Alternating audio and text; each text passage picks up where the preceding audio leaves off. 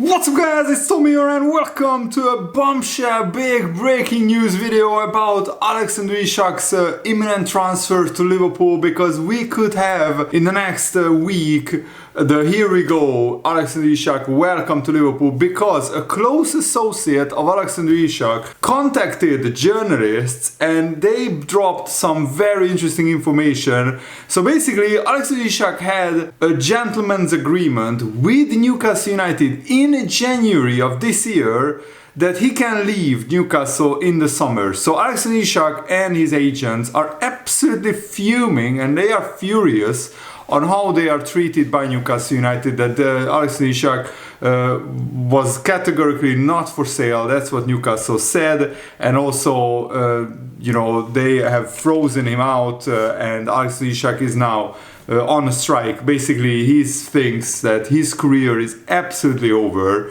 And also, the word has it that back in February, Alexander Isak told Newcastle United that he was ready to pack his bags this summer, because Newcastle were in the process of extending Alexander Isak's contract, and then they changed sporting director, and those contract talks got nuked, absolutely annihilated. So Alexander Isak emotionally was very, very angry and furious with Newcastle United.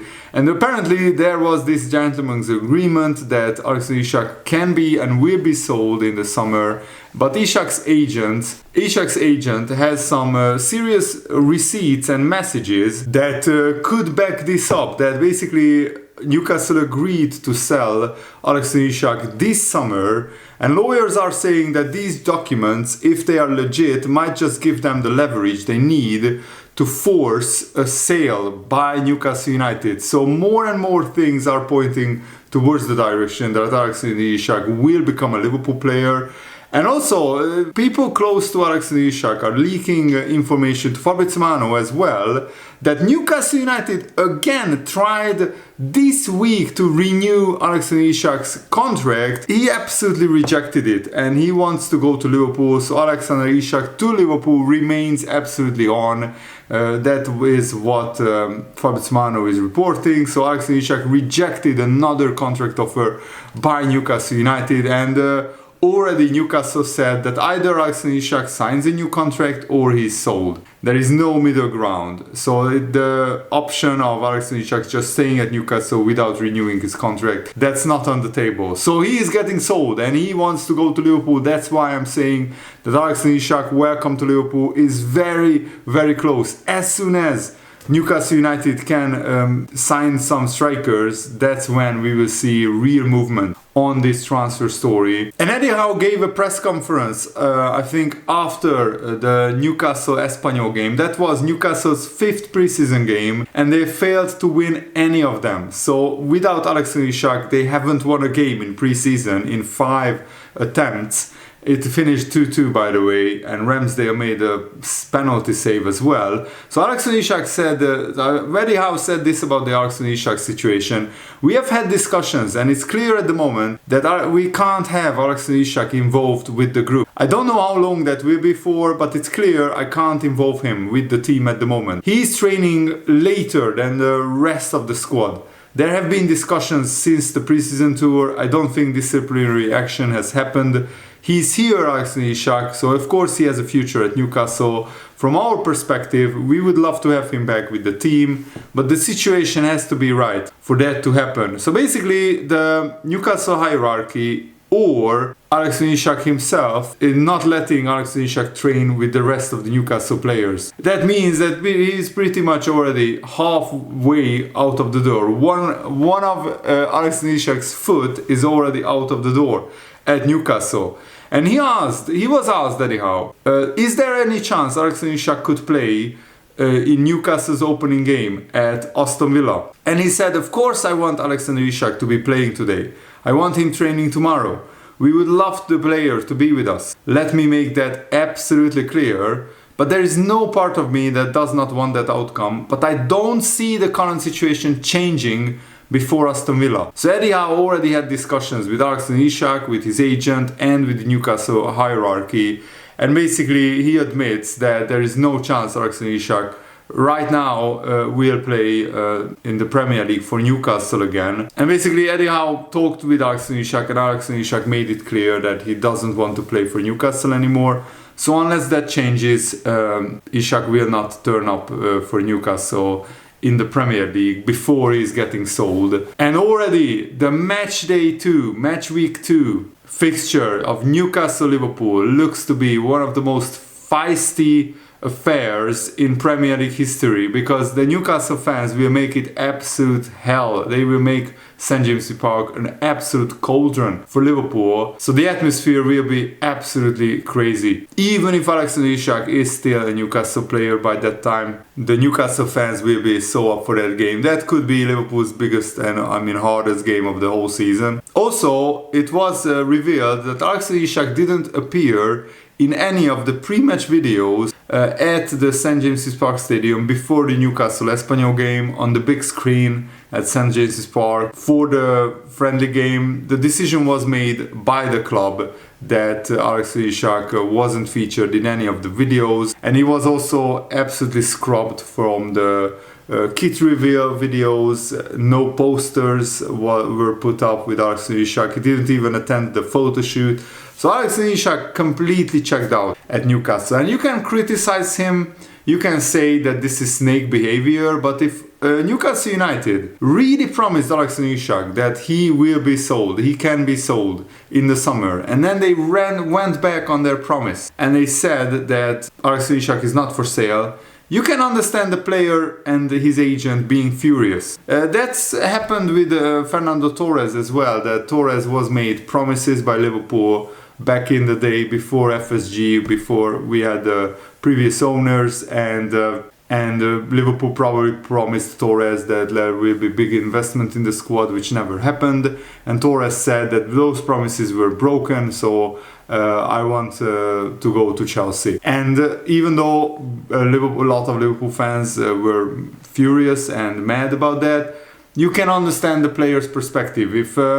If Newcastle promised the world and the moon and the stars to Alexander Isak and to all the other big players, Newcastle promised that this will be a project similar to Man City, in that they will bring in sooner or later big players and they will challenge for the Premier League. They will try to be a regular Champions League club, but that hasn't happened. Newcastle are not a regular Champions League club. They are not challenging for the Premier League anytime soon. They are not even making transfers that could take them to the next level, and that's why Alexander Isak said, I want to go. Also, Florian Plettenberg said that Alexander Isak remains the top priority for Liverpool. If there is a crazy scenario where Alexander Isak doesn't end up at Liverpool, then Liverpool have the budget available for a high-profile winger like Bradley Barcola. That's why these links to Barcola keep propping up, which is very, very interesting. And also, what do you think about Newcastle trying to renew Alexander Isak's contract earlier this week? And he absolutely shut the door at Newcastle and he said no, he flat out rejected it.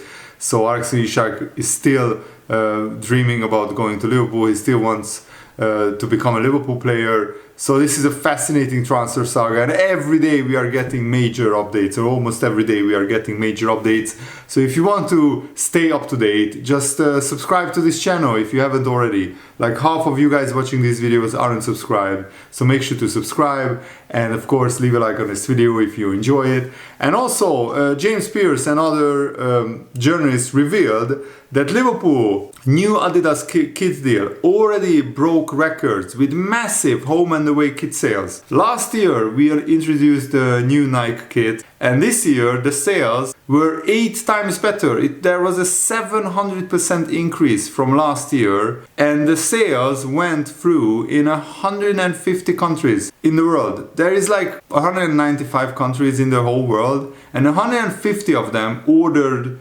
Adidas kits from the Liverpool store. How crazy amazing is that? And also, the reveal video, the launch video for the Adidas kit was viewed by 40 million people, 17 million engagements, and also 423 million impressions, and this was the leading figure in Premier League kit launches. So no other club launched their kits with higher engagement than Liverpool. And the two players that topped the shirt prints were Florian Wirtz and Diogo Jota. May he rest in peace, Diogo Jota. I dedicate this video to his memory. The number 20 Diogo Jota shirt was the most requested and the most highly ordered, and Jota's profits will go to Liverpool FC's foundation grassroots program, which they are doing for Diogo Jota's memory, which I think is absolutely